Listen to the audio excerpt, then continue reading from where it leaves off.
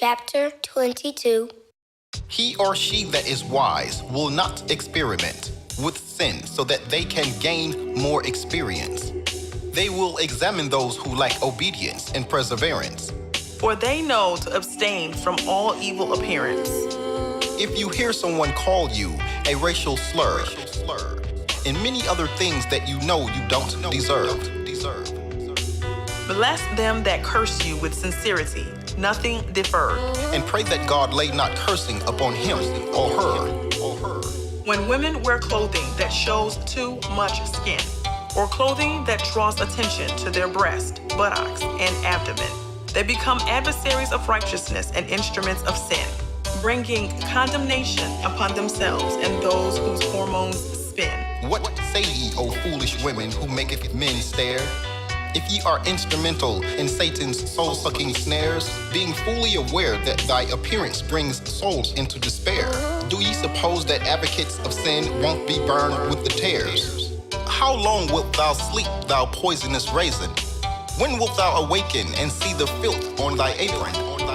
Yet a little sleep, a little slumber, and ye shall have no haven. For God shall leave thee hanging like guilty witches were in Salem. The light of the body is in the center of man's iris. If thine eye be single to the glory of God in righteousness, then thy whole body shall be full of light and brightness. But if thine eye be of evil and badness, thy whole body shall be full of darkness and blackness. Falseness is unto theories of man's evolution, as voodoo is to the craft of witch doctors. And eternal life is as inseparable from Christ's gospel as peaches are from peach cobblers. The universe is as dependent upon the Lord's hand as the sun rays are needed by the flowers. And unclean comedy is as inseparable from unwise men as vanity is inseparable from many of today's philosophers. Like the alarming smell of rotten tuna, or a target that is hit right on by a bazooka.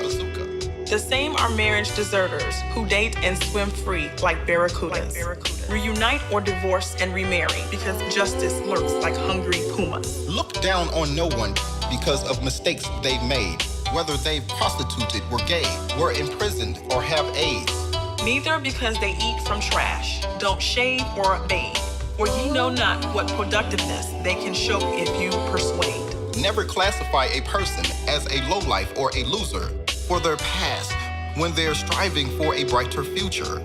Never throw someone's past in their face and become an accuser when they've confided in you because your friendship was super. The light of the body is in the center of man's iris. If thine eye be single to the glory of God in righteousness, then thy whole body shall be full of light and brightness. But if thine eye be of evil and badness, thy whole body shall be full of darkness and blackness. Never look back on how righteously you've dealt, as if you have sin credits under your belt. Thy backsliding will be like wolves feasting on elks, and thy complacency will cause the destruction of thine own self.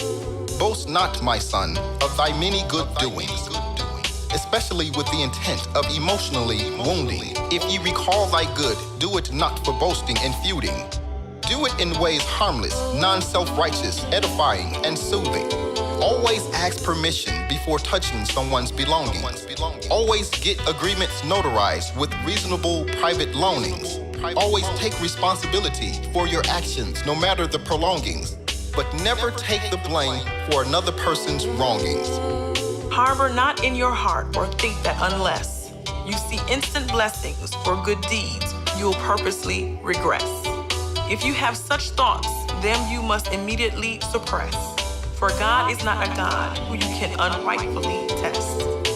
The light of the body is in the center of man's iris. If thine eye be single to the glory of God in righteousness, then thy whole body shall be full of light and brightness. But if thine eye be of evil and badness, thy whole body shall be full of darkness and blackness.